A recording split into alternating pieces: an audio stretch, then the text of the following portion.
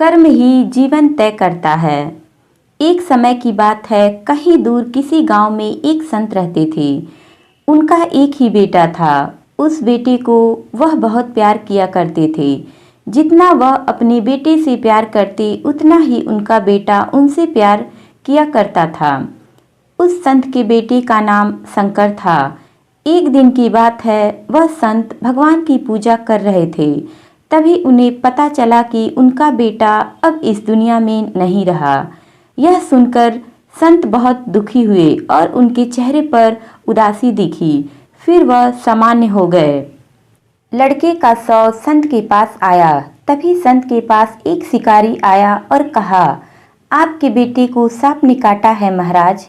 आपके बेटे की मृत्यु का कारण यह सांप ही है।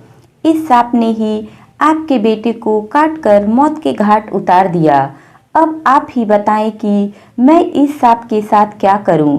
क्या मैं इस सांप को टुकड़ों में काट कर मार दूं या फिर गर्म तेल में डालकर मार दूं? संत महाराज ने कहा, आप इसके साथ कुछ भी ना करें। हमारा धर्म यह नहीं कहता है कि किसी को मारा जाए। अब इसको मार देने के बाद भी मेरा बेटा जीवित नहीं हो सकता है, तो फिर इसे क्यों मारा जाए? इसको जो अच्छा लगा उसने वह किया। संत और शिकारी की बात को सुनकर सांप भी इंसान की भाषा में बोल उठा।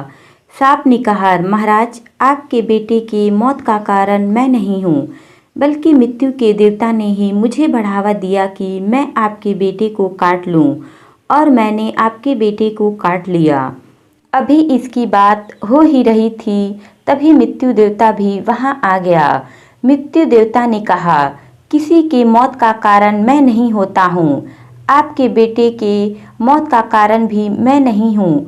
मुझे तो काल ने आदेश दिया कि आपके बेटे की जान लिया जाए, इसलिए ही मैं सांप को काटने के लिए बढ़ावा दिया।